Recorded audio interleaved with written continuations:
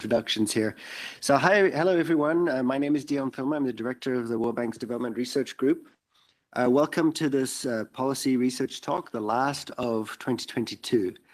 As many of you know, these talks give us an opportunity to present the work coming out of the World Bank's research group with the goal of sharing the findings with colleagues inside and outside the department, along with others outside the World Bank. And with that, let me welcome our audiences on both WebEx as well as YouTube. Today we have a slightly different format than our usual. We have three presenters who will be giving relatively brief presentations.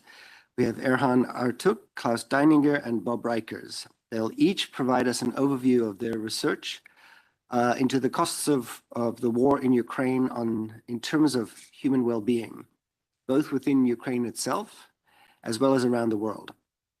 Erhan is a senior economist in the Trade and Integration team, and his research primarily focuses on international trade policy and its effect on labor markets and jobs. Klaus is a lead economist in the Sustainability Infrastructure team, focuses on income and asset inequality and its relationship to poverty reduction and growth, land issues, and capacity building for policy analysis and evaluation. Finally, Bob is a senior economist in the Trade and International Integration team, whose research interests include state capture, corruption, and the distributional impacts of trade. I'm really grateful to welcome back Carolina Sanchez as a discussant today. Carol is currently the Director of Strategy and Operations in Europe and Central Asia at the World Bank. Prior to this assignment, she was the Global Director of the Poverty and Equity Global Practice, in which she served as a discussant to one of our former previous PRTs. Before that assignment, she was the Practice Manager for Poverty and Equity in the Europe and Central Asia region. Carol has worked on operations, policy advice, and analytical activities in Eastern Europe, Latin America, and South Asia, and she was a core team member of the team that worked on the 2012 World Development Report, Gender, Equality, and Development. So I'll ask each speaker to speak for approximately 15 minutes, after which we'll hear from Carol for 10 to 15 minutes. We'll conclude the session with Q&A from the audience. If you have a question, please use the raised hand option in WebEx or signal to me in the chat or raise your hand in the room, go to the mic. If you have a question, and I will call on you. If you're following on YouTube, please submit your question in the chat and that'll get relayed to me. A reminder, we are recording the session. With that over to, and I think we're going to do Erhan, Klaus, and then Bob in that order. And I will give you, since the three of you and we need to keep on time, I will give you some warning.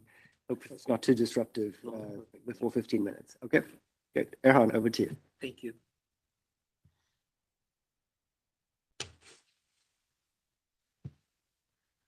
Thank you very much.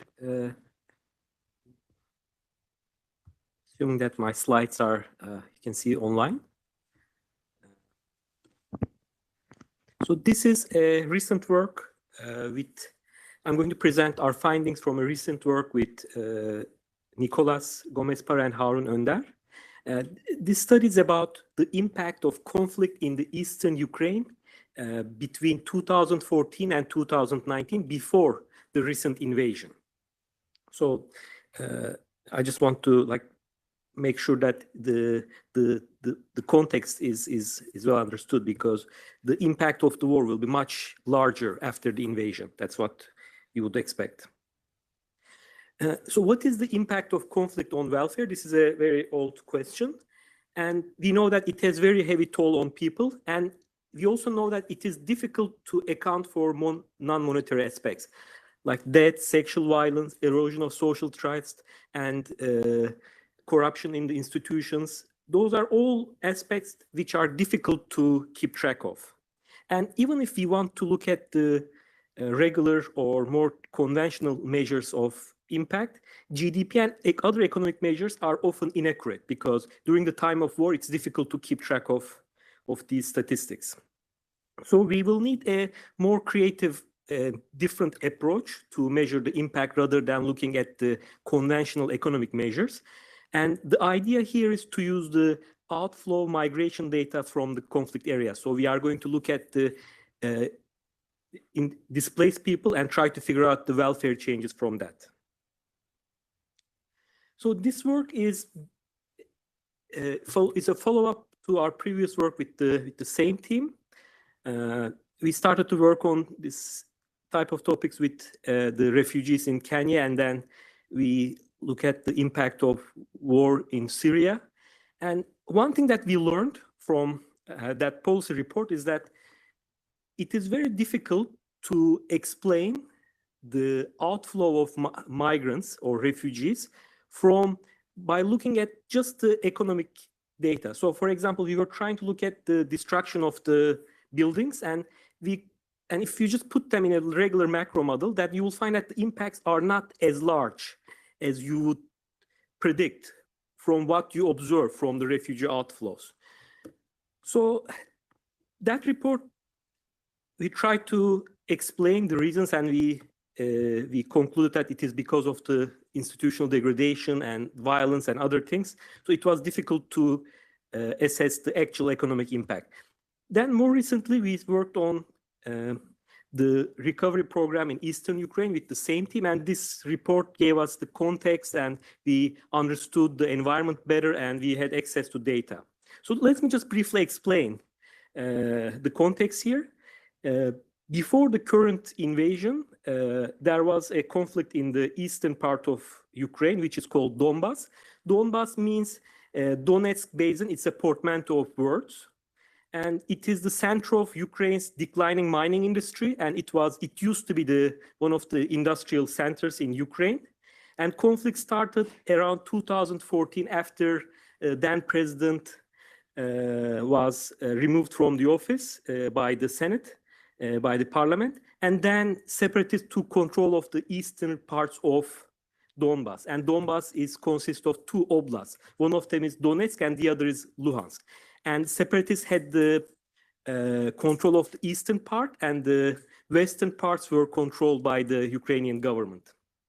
And just to give you a context, compared to the recent invasion, this was a very low intensity conflict, or you cannot really compare it with the other conflicts. For example, in Syria, there were about 500,000 people dead, and in this conflict, the numbers were much lower, around 5,000 people, and then people could move easily during this time. So it was relatively low intensity. So, but still, we saw lots of people moving away from the conflict regions, and the idea is to use these outflows from these regions to measure the economic impact of the conflict. So how do we do it? So we have a very simple intuition. So although this is very simple and illustrative exercise, it really shows the method, how it works. So one of the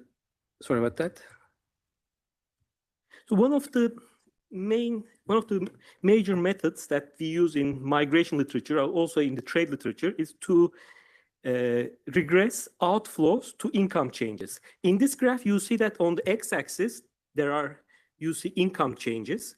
So let's say how much income changes from year to year in a particular region in Ukraine. Let's say that Donetsk.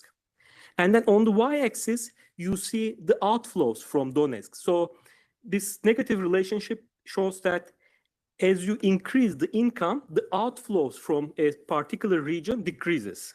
So if there are more economic opportunities, people are more likely to stay. If the economic opportunities decline, people leave. So this is a very simple idea from the migration literature.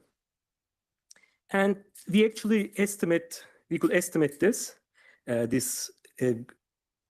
line, and we use instrumental variables, and we find that about 6% increase in income in an oblast reduces outflows by 6%. So it's about a 0.6 elasticity. And it is similar to other numbers that were found in other research. So what is the idea? The idea is really simple. So you see this graph with outflows on the y and income changes on the x-axis. Just flip it. Make the x-axis outflows and y-axis income changes. Then you can map outflows to income changes. So this reversion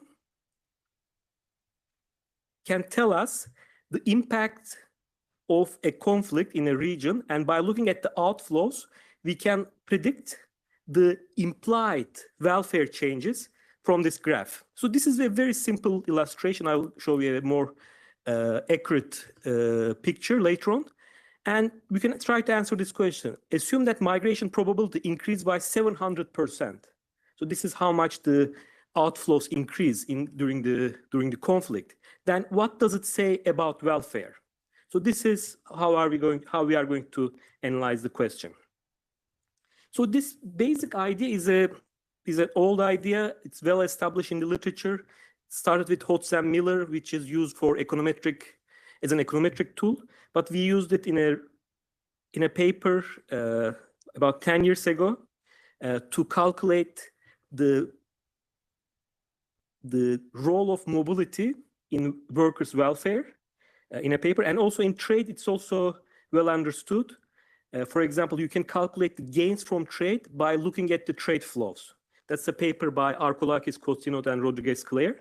So this is well understood, but it is not, it is well established, but it is not really popular in the literature. So we don't know that many papers actually trying to do something like this. So the nice thing about this approach that I'm going to present is that it is very general. There is a model behind it, but it's not a black box. It has almost no assumptions. You can just play with the parameters and make it static or dynamic. You can make it perfect foresight or agnostic about expectation formation. You can make it risk averse, risk neutral at different time preferences. So the numbers that I'm going to present will be the welfare impact as predicted by the residents. So we don't need to understand how they make their decisions. So we just need to assume that they are not making systematic errors, that is rational, and we don't know how they form their expectations. So, and it is so general, it would give us the setups that are popular in the literature. So you can play with the parameters. You can get, for example, Eaton-Kortum model or Steven Redding's model. So it basically can be adjusted. So our method can be adjusted to almost any discrete choice model in the literature. Okay, so I'm just going to present the general idea now. So we have a model pretty much summarized by this chart. We have residents in Donetsk, let's say, and they have options to move. So they can move to, let's say, Kiev city, Chernihiv, Lviv, or Poland. And when they make their choice, we don't assume if they make it based on a current value or future value, or how do they assess the impact, are they risk neutral or not? So we don't assume anything about that.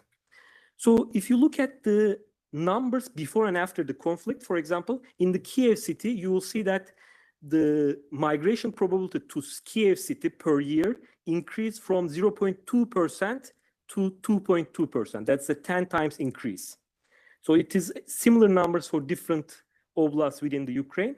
And unfortunately, we don't have data, for example, for those who are going to Poland.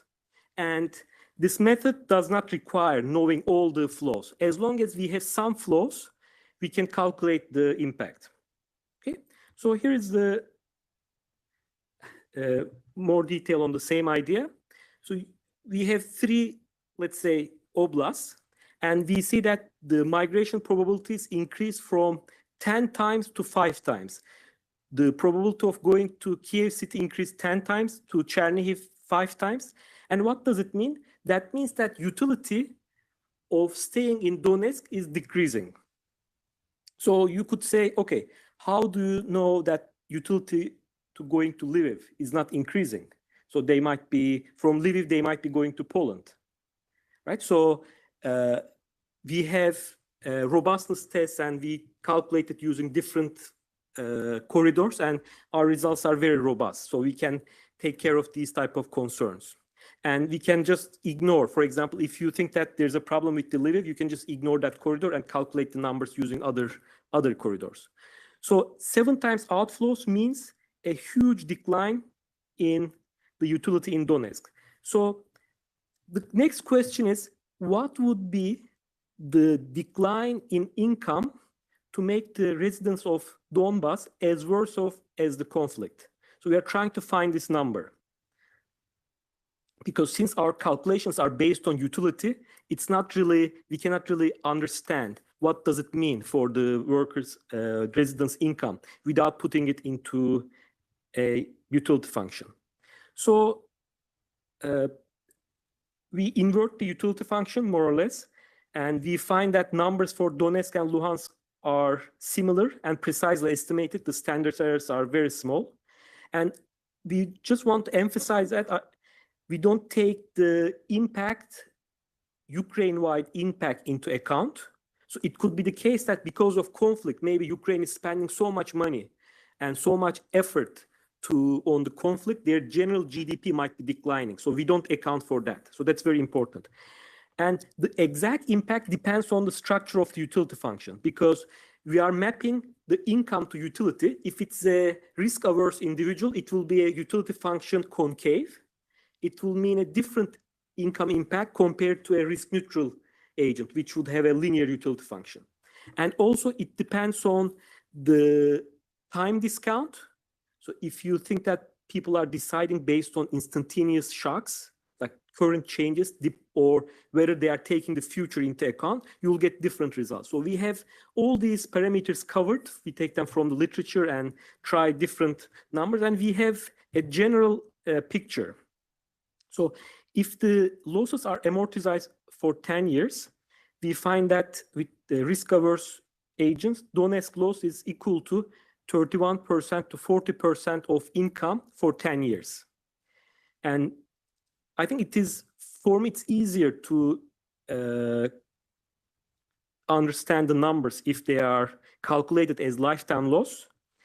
If the agents are risk-averse, the loss is equal to 9% to 8% of lifetime income. So if we assume that the agents are risk-averse, they are losing about 10% of their income lifetime. And if the agents are risk-neutral, the loss is between 7% to 25% of their lifetime income. So the income loss, the equivalent income loss that would make the residents as worse as the conflict are huge, even before the recent invasion. Okay, so I would like to conclude. We just show that welfare impacts of conflict can be estimated from migration outflows. We need to have a migration elasticity parameter properly estimated using instrumental variables. And we need to see the migration outflows before and after the conflict, but we don't need to see these outflows for all corridors. And the conflict in Eastern Ukraine before the recent invasion significantly reduced the welfare. It is between 7% to 25% of their lifetime income. Okay, thank you. Thanks, Erhan. Carol, I hope it's okay if we go just to the next one, and then we'll bring you in after the 3 short presentations. Thank you. Over to you, Klaus.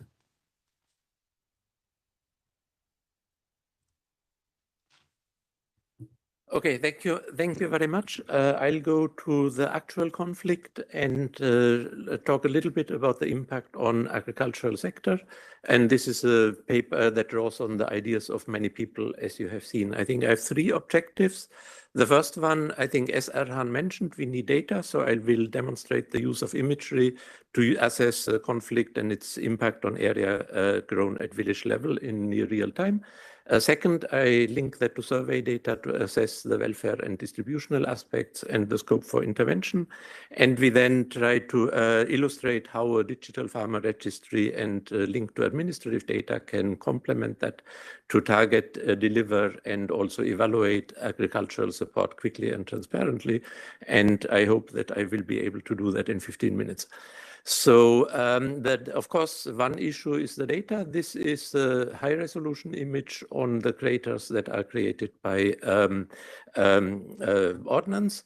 If we look at that with freely available imagery, we have 3 types of damages. One are burns, and so here you see the time time series of 3 sets of imagery. In the middle one, you see where the fire is actually burning, and then the burned area on the right-hand side. The same, this is also burns.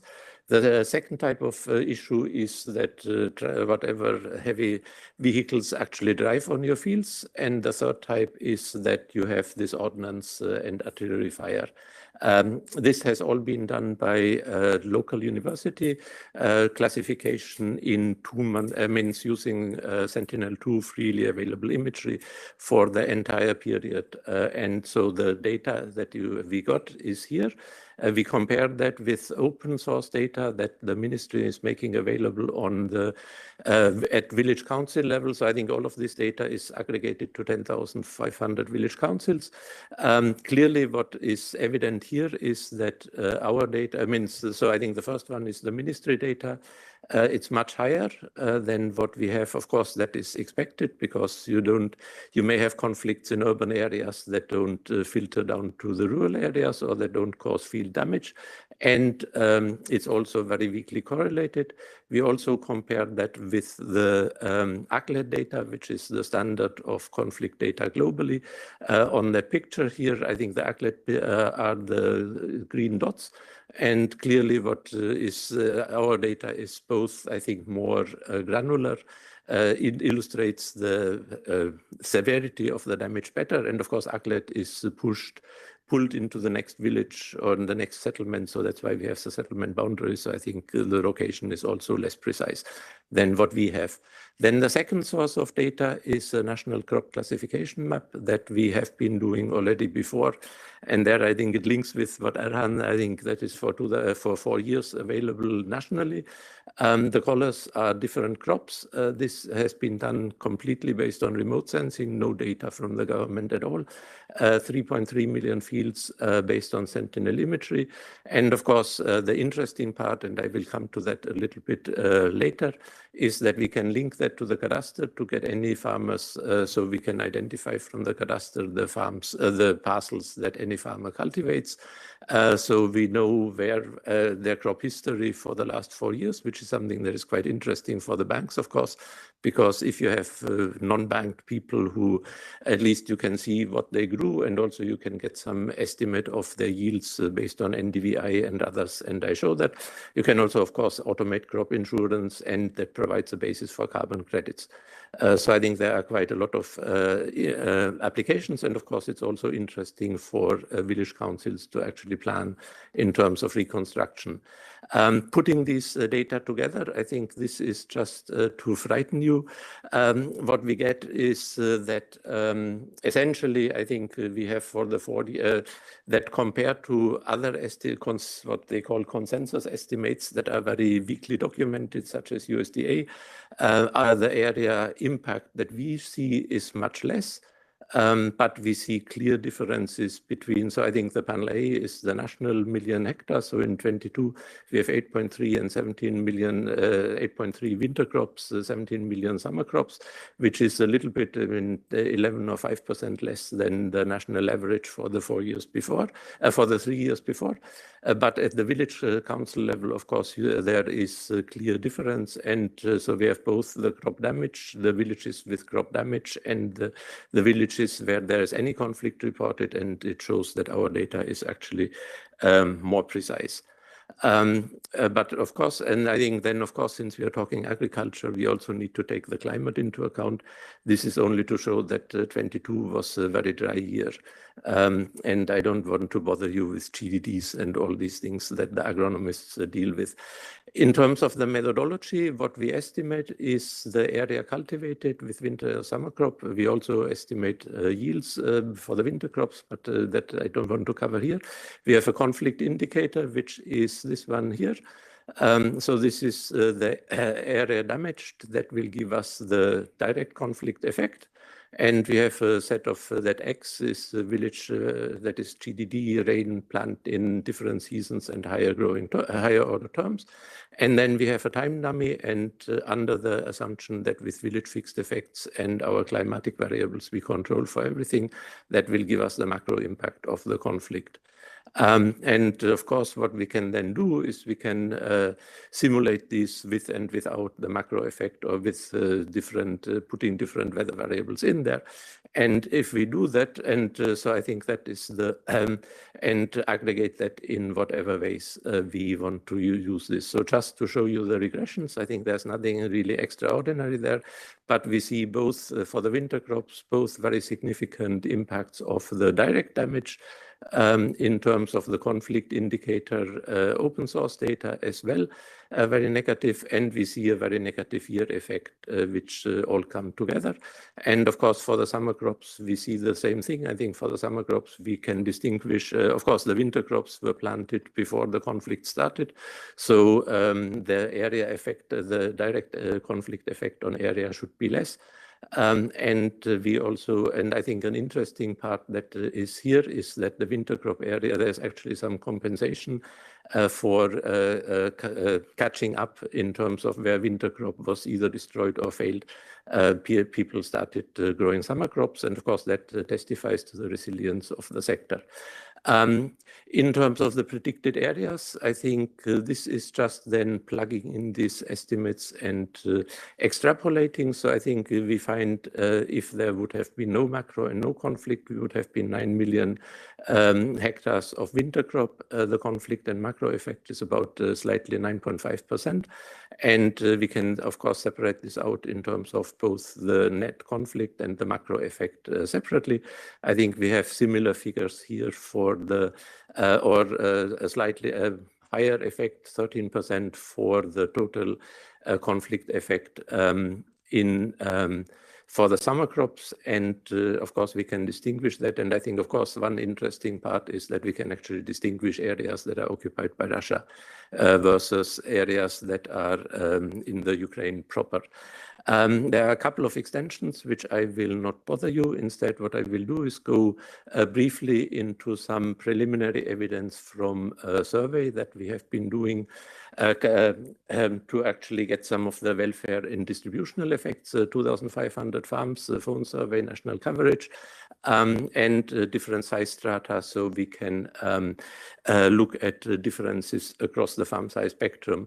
I'll show you three slides. The first one is on the welfare. What we see very clearly is a dramatic drop in terms of people's perspective so I think we ask them ladder of life between 1 to 10. How do you judge your personal and the country situation? It's particularly bad in the east and the center. And of the West, surprisingly, we went from the worst to actually being the best best perspectives. Second, but what is quite interesting is that the country continues to function surprisingly well. Actually, social assistance increased, or the share of people getting, and I think it was actually targeted quite well to the smaller farmers. And also non-agricultural income also continues to be paid. But of course, the wars resulted in significant damage to land and structures, which is about equal to the what we get from the imagery in the east and the north. But that also is geographically concentrated. In terms of the product, but of course, what we see, so if we look at the changes in area, we get about 12% from the survey data, which is quite close to what we get from our imagery analysis, which is, of course, gives us some comfort. Interestingly, that is all concentrated in the large farms. All of the small guys are actually cultivating the same area.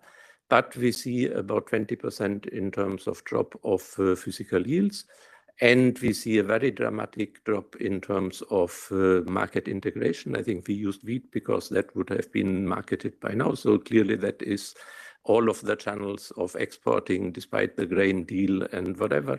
It filters down significantly to the farm level, which of course means that prices also have been dropping significantly. And that, of course, that is reinforces the pre-existing differences across the farm size groups.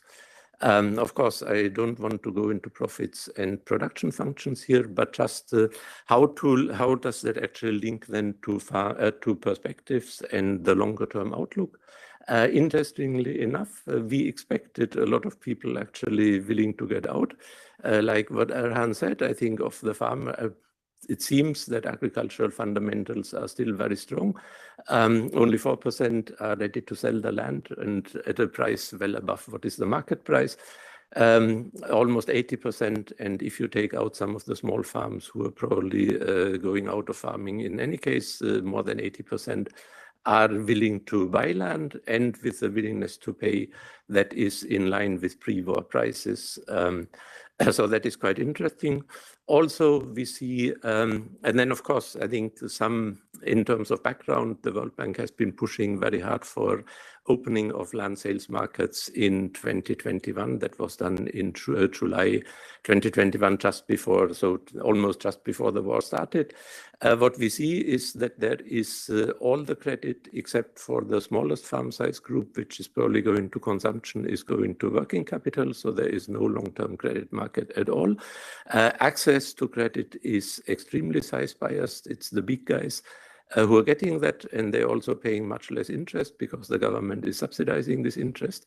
So, of course, that means that the mechanism in which the government support is being distributed invariably means, I mean, you need to get a loan, and then the bank asks the government to reimburse for the interest on that loan. Of course, that means none of the guys who are not credit worthy will ever get any access to that, and that is something that we are discussing with the government to actually change that with the land market and with being able to use land as a collateral. Actually, that is, and especially given that we see the high demand for borrowing, is definitely something that is important. But of course, what is interesting is that borrowing is not the only constraint. I think we asked farmers what they would actually, the government, want to do. And the top priority was to regulate the input prices, because there is very little transparency and they are being ripped off. So that brings me to the last point, and I hope I still have 3 minutes left to do that. So the government one of the immediate government responses with support from the EU was to establish a 50 million cash grant scheme, establishing actually from scratch what they call a state agrarian registry, which was established in August, which essentially links to all of the registries, both to the national ID system as well as to the registry of rights and the cadastre.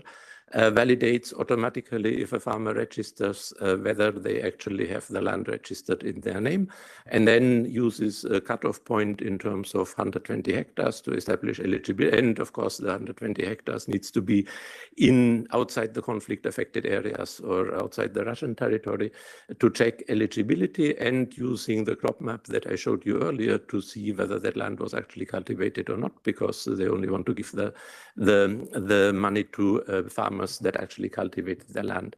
Surprisingly enough, I think the ministry told us nobody will take that thing and it will be complete disaster.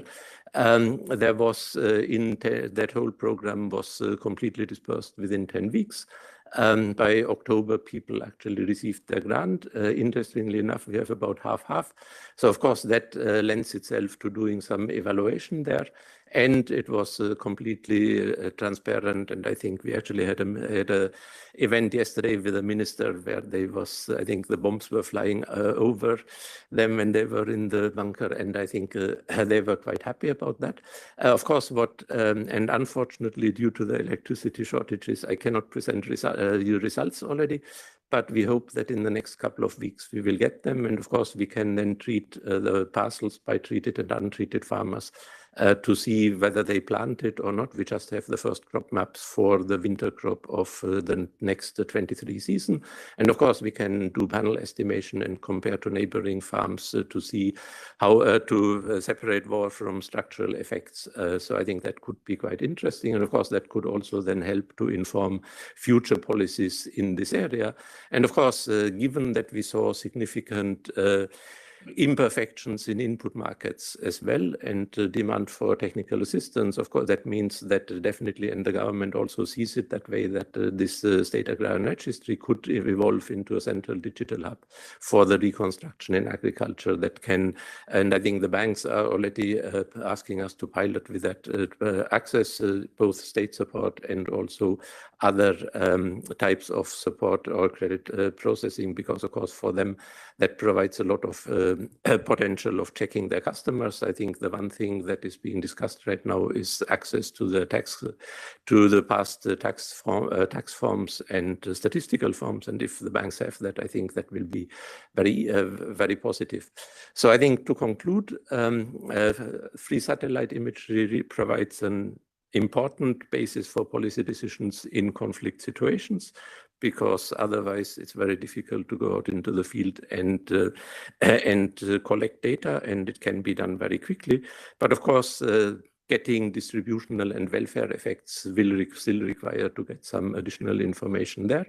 And I think what we see from the data that I've shown you is that the war exacerbates the pre-existing inequalities, and that improving capital market and other market functioning could actually provide an opportunity to overcome these. And of course, that's where then the link to digital registries and both provides an opportunity for program design and implementation, but also for targeting and evaluation. And so I think, for example, one thing from the cases that are actually doubtful in terms of cultivation, of course, we can use them for training data to improve the predictions of the crop models. So I think there's a lot of potential synergies, and obviously that could also provide opportunities for future bank operations and analytical support, which is something which we are discussing with our operational colleagues. Thank you. Thanks, Klaus. Obviously a very different perspective, and now we have even a third different perspective. Over to you, Bob.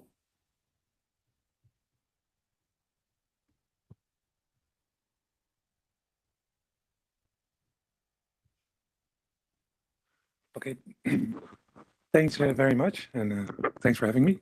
So I think Klaus's presentation leads naturally into my presentation, which is about the impact of the food price inflation that is induced by the war on household welfare in developing countries.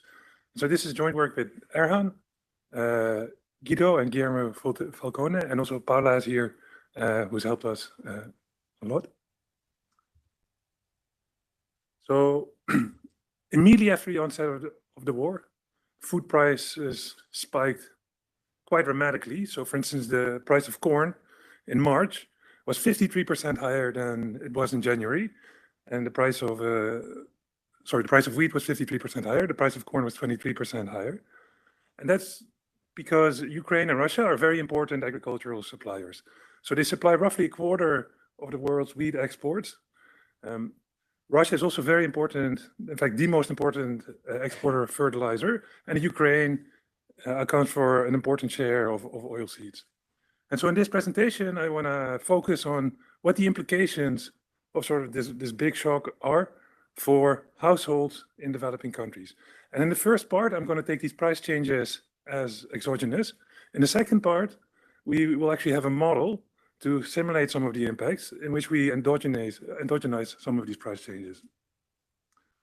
So how do price changes impact households? Well, the impacts, of course, depend a lot on your consumption portfolios and how you earn your living. So as consumers, higher prices are bad news. You have to pay more for what you were consuming. As an income earner, higher prices are good news. So if you're a farmer or you're working in the agricultural sector, these higher food prices could in fact benefit you. And so for any given household, sort of the net effect, of course, depends on its consumption and income portfolios, at least in the short run, if we do not allow adjustment. In the longer term, households are going to adjust their consumption and production patterns. That's going to impact trade. And so that will modulate the impacts that we're going to see. So what's very important if you want to analyze these price impacts is knowing exactly what households consume and how they earn a living. And fortunately, as a byproduct of a sort of earlier project that Aaron, Guido, and I have been working on for now nearly a decade. We've put together household survey data sets with extremely detailed price information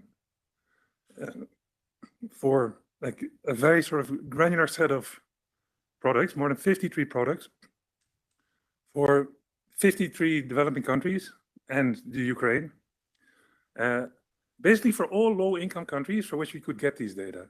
So the requirement for inclusion in these data is that the data have to be representative at the national level, and they have to cover simultaneously both consumption decisions and income decisions, because that allows us then to estimate the impact on any given household. And so these data are publicly available. You can download them directly. Here's the link. And so what we learned from these data, which is something you probably already know, is that poorer households tend to spend a greater share of their budget on food items. And that means that they're more exposed to food price inflation.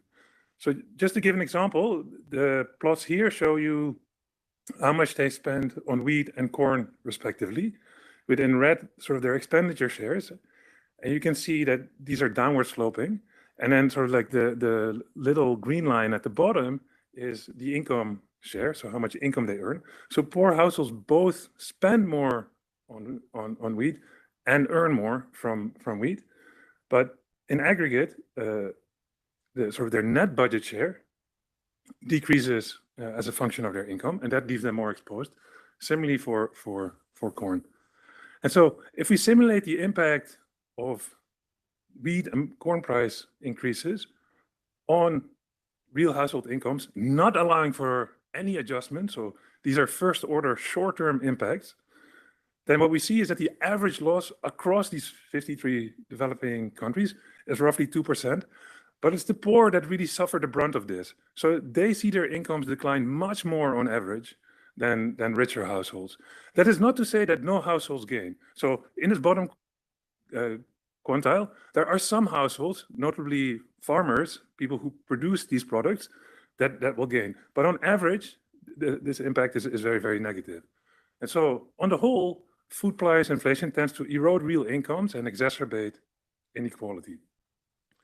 Now, of course, these are results that are representative for basically low-income countries. But as an individual staff member, you may be interested in your own country.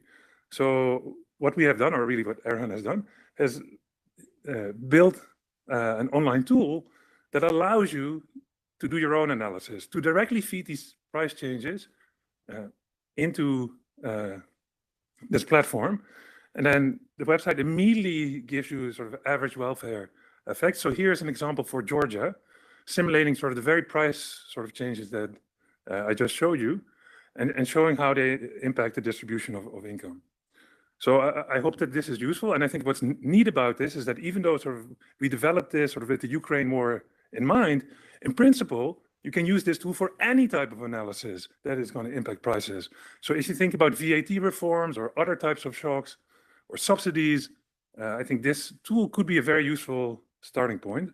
And of course, the data are also publicly available. So if you don't like sort of what we've done, or you want to make additional assumptions, do more complex modeling, it's all possible.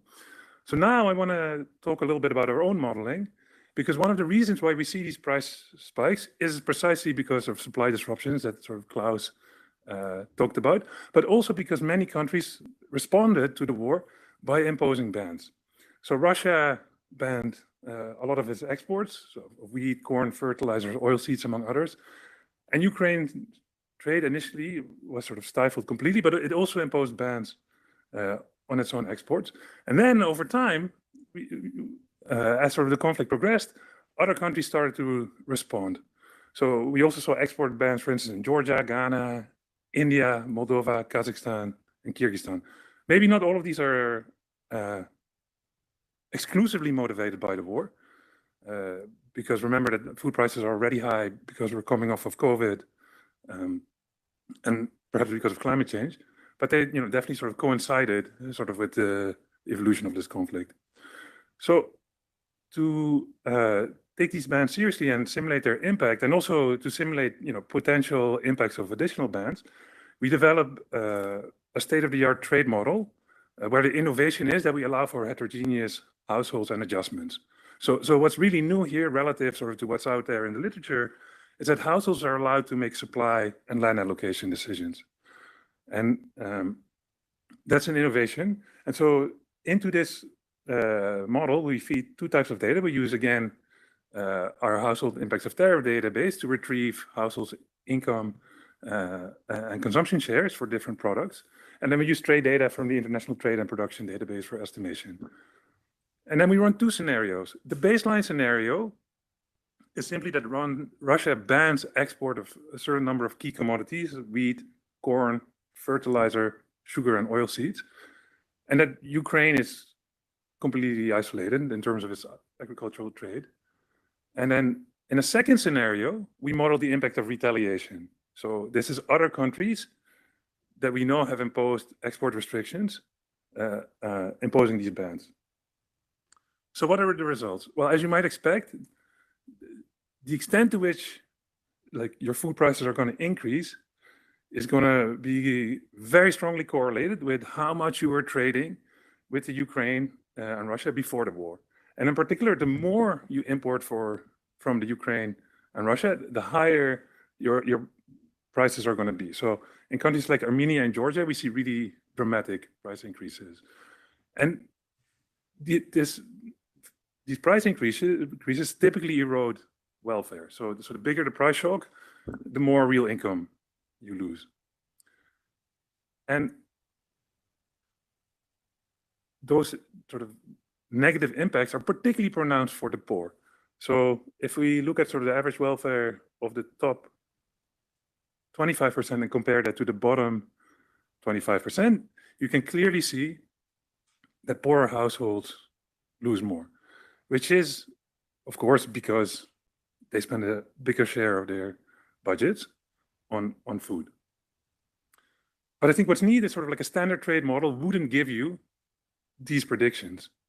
So that is new here. So of course, this map shows you sort of the average impacts by baseline scenario. And as you can see, the overwhelming majority of countries lose. And some countries like Mongolia and Armenia lose quite a lot. On average, they lose 2%. There are also a few countries that gain a little bit. So Pakistan and Iraq, they gain. Why? Because they potentially can now ramp up their exports.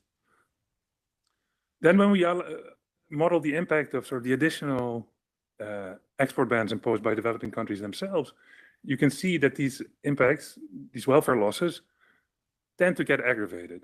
So in this scenario, average welfare drops by 2.2 percentage points. And that suggests sort of this retaliatory protectionism, even if it could be in your own interest, tends to amplify the adverse effect of this crisis, and that's something that we believe should be avoided. So to conclude, this war-induced food price inflation hurts most developing countries. I mean, some gain, but they only gain a little bit. The impacts vary quite dramatically across developing countries and depend a lot on your initial trade exposure. Food price inflation is disequalizing. The poor suffer the most from this. And retaliatory protectionism is making things worse, and therefore should ideally be avoided. And to end, I also really want to highlight that this database that we've put together. I really hope you will find it useful. And we also have tools that you can use to analyze the impacts on the countries you're working on. Thanks very much. Thanks, Bob. Clearly a running theme of exacerbation of inequality and hurting the poor. With that, let's turn over to Carol for her reactions and comments, and both an apology and a thank you. Apology, you got three very different sets of analyses here to react to, and thank you for taking that on. Over to you, Carol. Well, thank you, Dion, and thank you everybody for inviting me. It is truly fascinating work, and I very much enjoyed looking through the materials and now listening to the presentations. I thought that I would do the following, and hopefully this is useful for everybody. I want to talk a little bit first about what we are actually doing in Ukraine, and use that information as kind of the background or the context to talk, to sort of reflect a little bit on the value added of the kind of work that we are seeing here, and how I see, we are using it and we can use it further to solve some of the challenges that we are encountering in our engagement in Ukraine at the moment. And then I have some specific reflections and sort of questions on each one of the presentations. So hopefully that works, and it helps bring everybody on the same page in terms of where we are at the moment in Ukraine. But I'm going to be focusing, with my new hat, a little bit more on sort of the policy and operational implications rather than some of the technical aspects of the work, although I do have questions on that as well, and I'd love to follow up with the speakers. So let me start with just a very quick overview of what we've been doing in Ukraine over the last few months since the conflict started. During the first few months of the conflict and up to basically about a month ago, most of our engagement has been in the form of fiscal support, right? Support to the budget to help the government breach what's at this point a very large fiscal hole. And a lot of that support has been focusing on pretty core government services, education, health, first responders, and also supporting some of the social transfers and the pensions. And Klaus alluded a little bit to some of the government programs that are in place to help farmers. And the way this is done is, they spend the money, we reimburse them for it after we verify it. And we've actually managed to sort of move quite a significant amount of resources that way, about 8 billion to date, 12 billion if you count what was done sort of in the very early phases. And a lot of that is not necessarily World Bank resources, it's resources from other donors, primarily the US, but they are being channeled through the bank because we can provide that verification, and we have this direct partnership with the Ministry of Finance. And I suspect that that will continue, right? This very direct sort of line into the budget over the next few months. But I think it's also become quite clear that more is needed, and particularly that we need to start thinking about supporting the recovery in the parts of the country where the conflict is not at least open conflict, and really thinking about some priority areas for engagement where repairs can happen and where we can resume or bring up activity that has suffered from the conflict.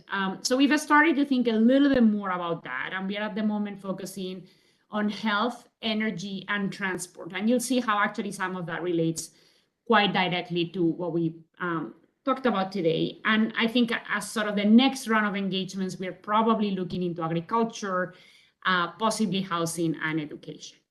So the idea here is to provide, support in some of these critical areas to be able to disperse quickly. But now we are not in the space of really supporting service provision, really supporting sort of the purchases of equipment that has got that's been damaged or destroyed and so on. So that's what we are doing. In doing that, we've encountered several challenges, as you can imagine, and this is where the connection with some of the work starts to emerge. The first challenge is that if you're going to support, you need to first have a sense for what are the impacts of the war, right? What sectors are affected? What are the losses in terms of assets? How are those geographically distributed, etc., right? I mean, you need to get a little bit of a photograph, a picture of what's going on. To do that, we conducted what we call a rapid damage and needs assessment, which tried to do exactly that, assess damages, and then think about what's needed for recovery and reconstruction. That was done initially with data up to June, and now it's being updated with data up to January. But as you can imagine, this is not your regular piece of analytical work, because it was difficult for us to be there, because data is scarce, because you can't quite conduct field work and so on. And at the same time, the design of some of these projects that I was talking about, it's obviously very highly dependent on having a good understanding for what are some of the priority needs, what are some of the locations that have suffered these damages and that we can go to, And also it's quite important for us moving forward to be able to monitor, how the money that we are giving is used, whether the goods and services that are being purchased or financed, are actually being delivered, and so on. So in that context, as I look through these presentations, I think a common theme that sort of runs through them from that perspective is first that in all cases, the authors have been able to provide up-to-date information on various dimensions of the impacts of the conflict on households or on specific sectors, even in the absence of our ability to sort of be on the field. So in that sense, it really very nicely illustrates how you can sort of, triangulate and creatively use research and analysis to answer some of these very operational questions that we are dealing with at the moment. Related to that, I think it's also really nice to see how, in different ways, the authors have actually used data that is readily available, but maybe not the kind of data that we normally tend to think about, right? Like surveys. So I'm thinking of Klaus and sort of the images that he's using, combining that with maybe data from the pre-conflict time. And again, using that combination and some economic modeling and analysis to provide a very granular, in some cases, picture of what's happening on the ground. So in that sense, again, I think some of those commonalities were very interesting to me. And I think, I know in some cases, I know Klaus is very closely working with our education team, but it would be very important for us to ensure that these connections are being made across, all the different pieces with the teams that are working in the sectors. So that's in terms of, where we are, what are the challenges that we are facing, and how I see the work presented today and similar work being extremely useful for us as we move forward in the region. Then talking a bit more specifically about each one of the three pieces and some of the reflections that came to mind as I was reading through it. So let me go in the order that they were presented. So the migration work, this is fascinating. I think most of you know this, but the war in Ukraine has really created a massive amount of displacement within Europe, both within Ukraine, right? People leaving their hometowns and moving to other areas of the country that are considered safer, but also sort of leaving Ukraine and particularly moving into some of the countries of the EU, Poland, but also others, right? So what are some of the questions that, looking at the migration analysis for me came to mind? Basically reflecting on what's specific about this particular displacement episode, because I think it looks somewhat different from other displacement episodes and migration episodes that we've seen in the past. First, when we look at who is moving, it's mostly women and children. So I wonder, and this is a question for Erhan, what the role of demographics is in their analysis, and demographics in the sense that some of those people are income earners, some of them are not. Does that have an impact in how you think about those relationships that we described? We also know that because this is happening within a country that has a relatively sophisticated financial system, and where people were able to save before the war because income levels were such that savings were possible for a large share of the population.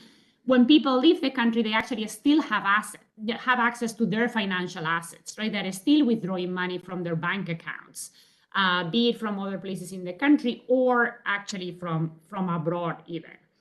And in many cases, they've been able, or at least, anecdotal evidence suggests that they've been able to continue their work. For those of them that were able to telework, and in the case of kids, they've been sort of continuing their education because the Ministry of Education in Ukraine very quickly put together a sort of remote learning platform. So again, how do these considerations, how would that sort of help us understand the analysis on this relationship between mobility and income shocks, right? These are some things that are very specific about what we are seeing there, but that I think matter in how we interpret the results. And then what are some of the emerging questions that we are facing as we think about how to support these groups?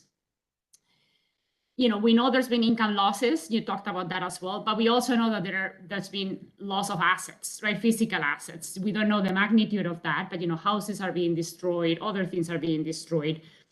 So this would indicate, given your analysis, that we would be looking at sort of maybe larger flows, but also maybe more permanent flows. I don't know. It's sort of a question. How would you sort of think about that? Also, how do we think about sort of the short-term impacts, mostly on income, and the long-term impacts potentially on human capital, right? They've been able to sort of supplement with this remote learning, but as we know from COVID, that's not a very satisfactory long-term solution. And then I was wondering if you could reflect a little bit on things that you mentioned in your introduction, but maybe not talked about directly in the context of the analysis, that is other things that may actually affect both the decision to leave and the decision to return. And those are sort of safety considerations. But also what we hear, for example, from a lot of the migrants, the people that have left, is that they are paying attention to, for example, whether government services are resuming in certain areas. Are schools back up and running? You know, are clinics again working? And that's influencing their decision, not just whether they can go back to work or not. And of course, there are family separation considerations and so on. So again, very interesting. I'm just trying to map out, you know, what you're finding with some of the issues that we are grappling with. On the agriculture side, fascinating work again, Klaus. And I know again you've been sort of instrumental in some of the work we've done on this, on the rapid damage and needs assessment. And I completely agree with you that farmers at the moment are facing multiple constraints, right? There are rising cost of inputs, seed, fertilizers, there's lack of credit, which you very directly talked about. But there are a couple of things that you didn't mention that I think are important. The first one is that because the war basically brought exports to a halt, and you know, Bob in a way reflected on this a little bit in his presentation, what happened is that the storage capacity in country is basically mostly taken up by last year's crop. So when farmers think about, you know, dynamically, right, planting and then what's going to happen once they have their crops, they do realize that there's a shortage of a storage capacity, right? And they also realize that exporting their products, for those of them who actually were market oriented, it's become significantly harder because of the conflict. So those are two factors that I think, in addition to the lack of credit that you talked about, are actually influencing, or we expect will influence, some of the decisions that farmers are making. And I wondered if there was a way to use your analysis to maybe tackle some of those. So in a way, I guess we see the direct impact of the conflict, which you talked about, right, in terms of destruction, you know, land being affected, damaged, destroyed. And then there are sort of the indirect impacts, right? Through credit, through storage, through markets. We see farm gate prices having declined quite significantly. So I was wondering whether, for example, I was thinking like, how would you get to that, right? So I was thinking if, for example, is it possible to gather information with the kind of data you have about crops being left in the field? Right, so maybe there are some farmers that, on the basis of these restrictions, have decided that it's actually not worth to sort of, you know, harvest, and because of these additional sort of costs that are coming. So it will be very interesting to hear about that. And then finally, on the work on inflation by Bob, you know, again, fascinating. And you know, with my previous sort of hat, I think reinforcing a lot of those messages that we've tried to get across many times, that, you know, trade does have very important distributional impacts. Here, I think a couple of observations. I mean, you pointed out that Ukraine and Russia were incredibly important in terms of global food markets, and it's obvious that when they stopped supplying, the graph that you showed, you know, we saw prices rising. But also, I think, and you didn't talk about that much, when the Black Sea route sort of reopened, we also saw them coming down, right? And even though the supply did not reach pre-war levels, but obviously, you know, we had more stock in circulation. And also there's been an effort to sort of channel some of those exports via Europe instead of the Black Sea. So hopefully all of that has eased some of the restrictions. And I was wondering if you've seen that in your analysis, to the extent that you can have more recent analysis of the impacts on prices. But I guess there are two questions that have come to mind as we've seen kind of how this sort of resuming of export has evolved. The first one is that I think we assume that as quantity varies, it's reaching sort of the points that we wanted to reach, or I wonder if that's implicit in your analysis. So for example, there's been a lot of questions about whether, you know, with exports resuming, are they really sort of reaching the countries that have suffered the most in your map, you know, Africa, say, or are those flows sort of staying in Europe or being directed to other places? Is that something that you can capture with your analysis? There's also been quite a bit of talk about, well, what are these sort of grains that now we are able to put in the market? What is that being used for? Is that being used for food, or is that being used for feed? And does that matter? So again, how do you take those things into account when you look at these price changes and you basically map those out into the distribution of income? And then the last question is, looking at your first graph, when you had the prices, we already saw quite a bit of food inflation happening before the war, and then of course that gets massively exacerbated. So there's obviously more going on than just the war, and I wonder if you had any reflections on that, and particularly on this whole dichotomy between, is it about availability or is it about distribution, right? Which we've talked about a lot on this whole issue of food trade. And what does that tell us in terms of, how could countries manage these kinds of shocks a little bit better? I mean, we know these things happen periodically. So what are some of the risk management mechanisms that could come to mind? Thanks. Let me stop there. But super interesting again. Thanks, Carol. Lots of questions. I propose we just, before opening it up to general questions, we go back to each member, each presenter, do one round. Is that okay? Yeah, sure. Maybe in the order you presented. Erhan. Thank you very much, Carolina. It's lots of stuff for us to think about. Great comments. So I would say some of the comments are about for us to think about more, and some of them are about how we should think about the analysis. So I would like to distinguish between these two aspects. First of all, especially the part about heterogeneity is about the core of the analysis. And as Carolina mentioned, it is probably more women and children leaving the conflict areas. We saw that in the recent invasion, it was basically all women and children. And unfortunately, we don't have the exact demographics of the displaced people. We have a subsample of them, and we can see that the ratio of women and children are a bit higher than other demographics, but they are not as extreme as the recent invasion. And the main problem for our analysis is we don't have this data for the before conflict flows. So that's why it's not possible for us to make the analysis more granular. But what the numbers we find are more or less a weighted average of different groups, and it is weighted naturally by the flows before the conflict. So I would imagine that the negative impact for women and children are a bit counted less, since they were new movers. So I think for that reason, it's important to think of this as a general snapshot and an average, and it is for sure a lower bound that we want to emphasize it.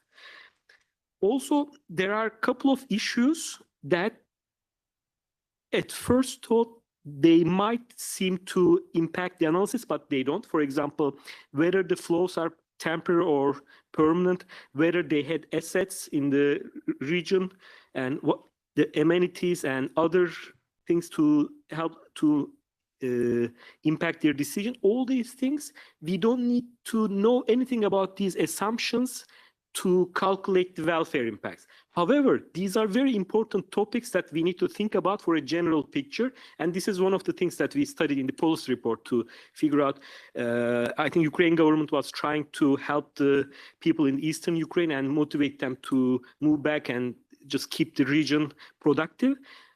For those decisions, of course, whether these decisions are permanent or temporary, and how we can motivate them to return, and how can we help them by helping their education and different amenities, maybe electricity, housing, water, and things like that. So that's an important big picture question. About the assets in the other side, and we know that before the recent invasion, the conflict was low intensity, and people were moving back and forth from the conflict line. So the contact line was porous, and we know that many people actually stayed in Donbas region, who were displaced from the eastern parts of Donbas, and even those who are in the separatist control areas would go back, make daily trips to the other side to withdraw their pension and salaries and things like that. So for that reason, I think many people stayed in that region, and we don't use those numbers. So we use the flows to other regions for that purpose.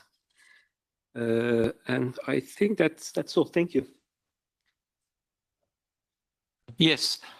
So thanks a lot on the storage question. Or I think definitely what we see for the summer crops is relatively short term.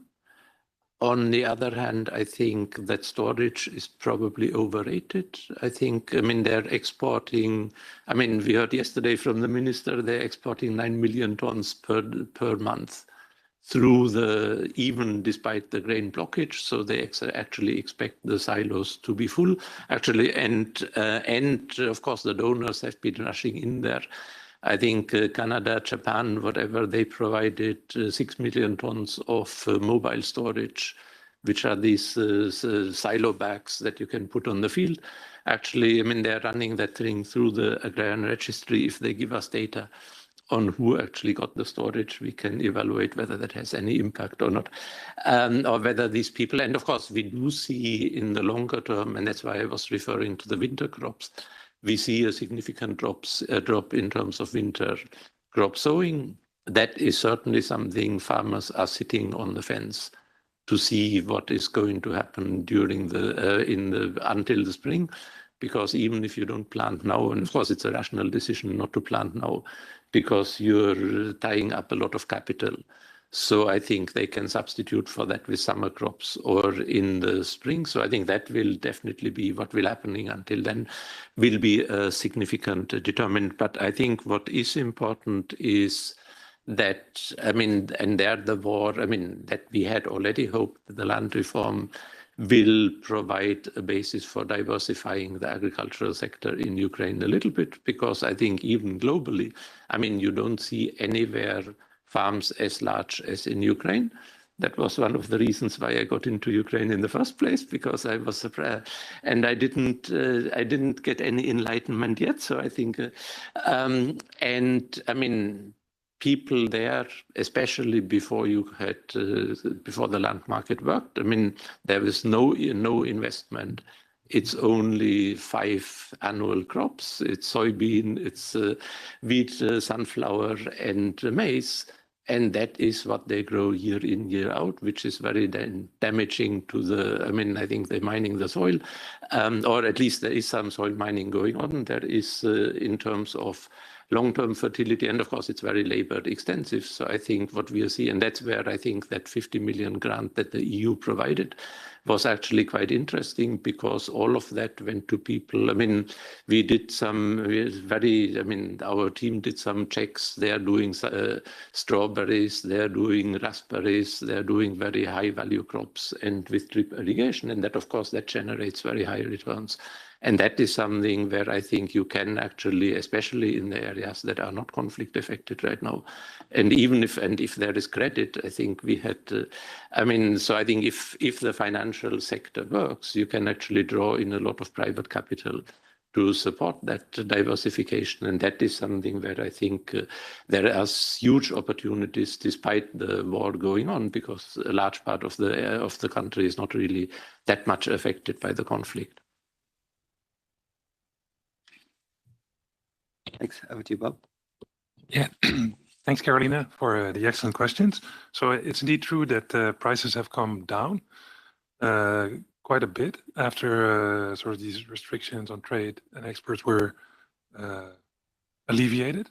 But we believe that sort of the initial jump in prices reflects both supply disruptions, but also stockpiling and uncertainty.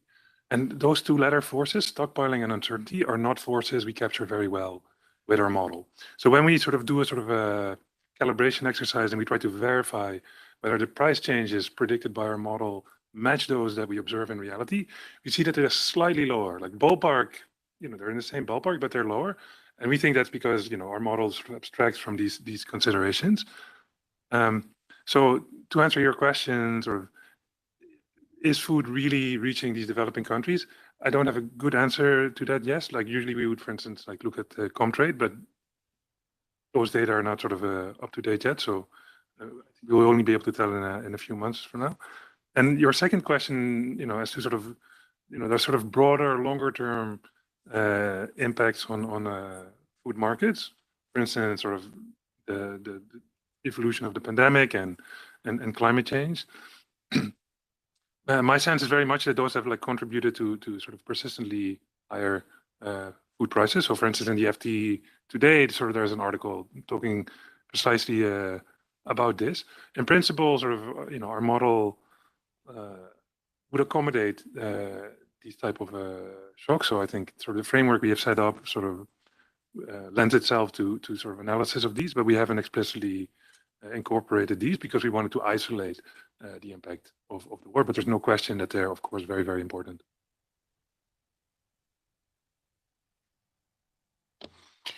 Thanks, everyone.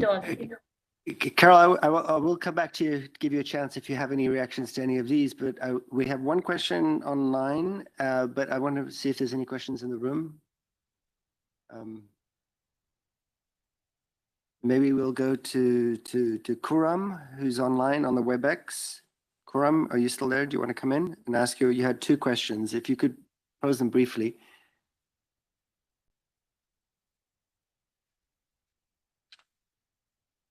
Kuram, let me see, are you still there? Am I audible? Yes, we can hear you. Hello, yes. My first question was that it has been stated in one of the presentations, the last one, I suppose, that the shortages in the global wheat supply would benefit Iraq and Pakistan. But now the government in Pakistan has been issuing warning signals of possible import of wheat around 5 million tons next year because of reduction in the sowing area of wheat crop due to the devastating floods. So how these two opposing hypotheses can be reconciled? So this is my first question, if that can be answered. So why don't you go ahead with your second one as well, and we'll sort of do a roundup. Okay. My second question was that the diversion of the funds from the G7 countries and EU to the humanitarian and war effort in Ukraine has deprived the funds to the third world countries who are facing quite a bit economic meltdown because of global food prices and also oil prices. So how can it can be said that these countries could, it should also be taken as a factor in the analysis when the impact of the war is being studied. So this is my second question. Great, thank you. I guess, and then we had another question on YouTube, but I'll fold it into that second point. But if I could expand maybe both of these. On the first one, I mean, obviously there's a lot more going on, the floods in Pakistan, case in point, but how do you see, what you're isolating from your model in terms of all that? I mean, Carol already alluded to, oh, things are changing, how up to date is this? And what are your plans for expanding on this, or is that sort of for future work for people to do through the online systems? And then the second question, I guess, we could expand that a little bit to think more generally about, there's a lot of players here. I mean, Klaus kind of alluded to that a little bit with the EU and other players. I mean, there was a question on YouTube about FAO. But I guess more generally, and maybe, I don't even know if there's really a question here, and just how do we think about sort of, maybe this is to Carol, actually, working in a space where there are so many players. And maybe the question is, where do you see the bank's role? I guess maybe let's put it that way. Let's make it sort of in the space of all these different actors responding in Ukraine. What is, I mean, you alluded to that a little bit at the very beginning, but what do you see our role going forward over the sort of short to medium term in this? So maybe, I don't know if Bob, you want to sort of take that first one, then maybe Carol for the second, unless Klaus, you want to come in on the second. Yeah, so thanks a lot for the comment, Khurram. So I should perhaps have stressed more that sort of in our model, sort of we keep all these other factors like constant. So we do not accommodate, for instance, unusual weather shocks. And of course, they're very important. But that's precisely why we have sort of these country-specific online tools that you can use sort of for your own analysis, where those of us sort of with better knowledge of the specific country you're working on can actually use that information and simulate what the effect would be if you do take those type of events into consideration. So.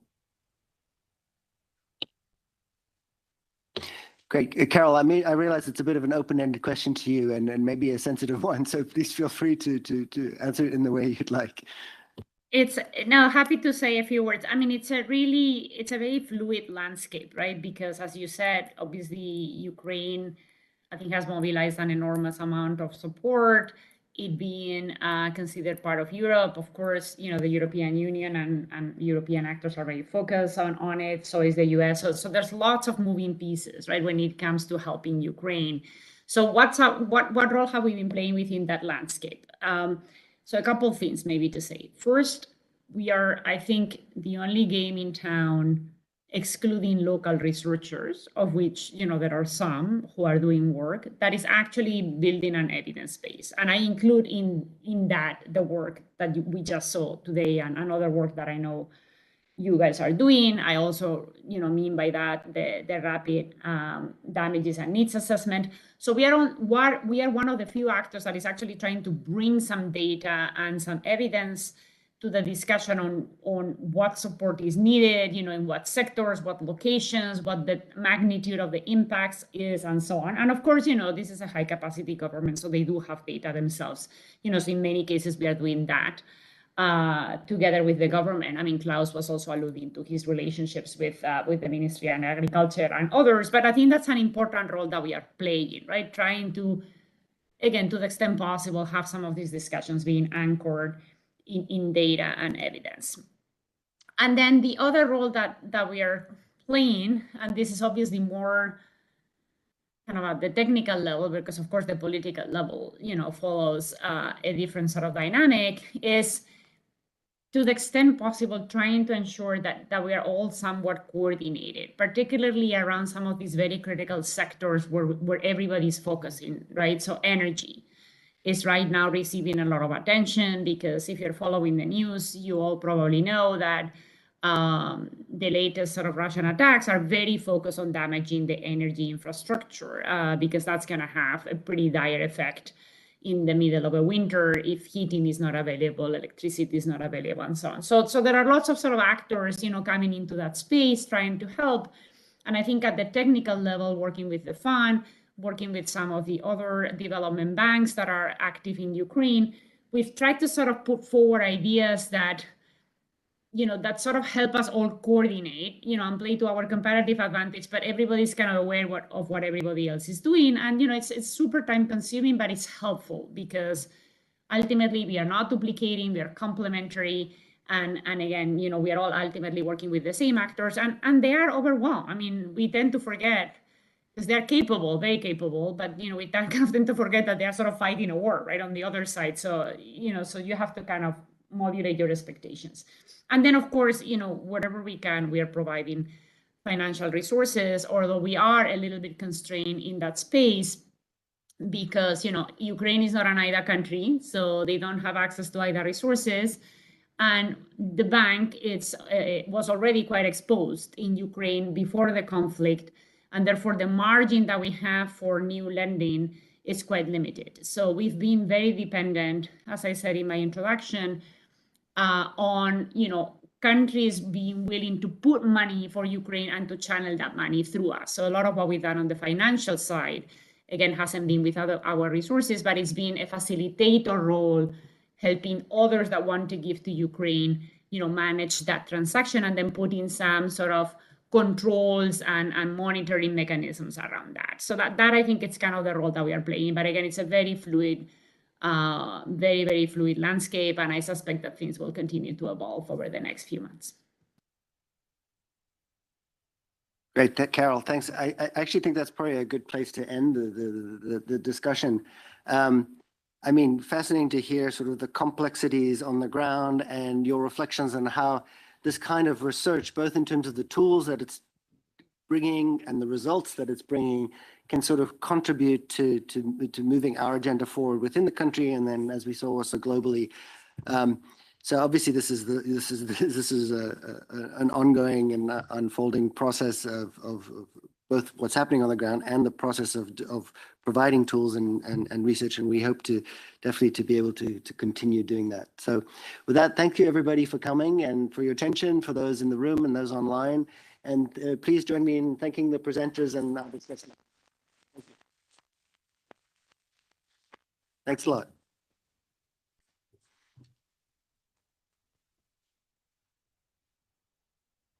Thank you.